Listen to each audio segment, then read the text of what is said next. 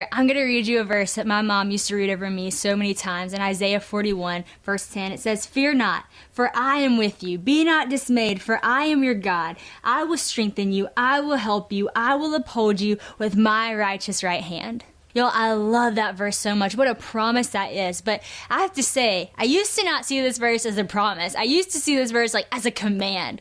And I used to hear this from my mom, and all I could hear was the words, "Fear not.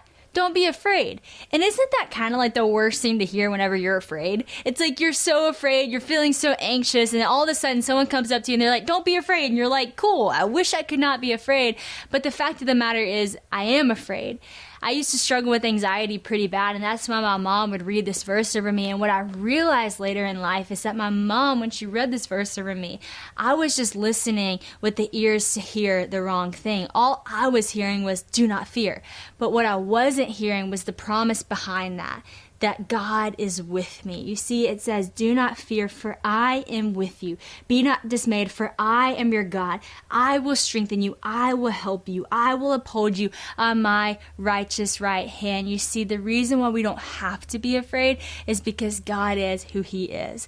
My great-grandma used to read this verse in the most southern thick accent, and every time she read it, the emphasis was always on the right thing. She'd say, "Fear not, for I am thy God. Be not dismayed, for I will help you. I will uphold you."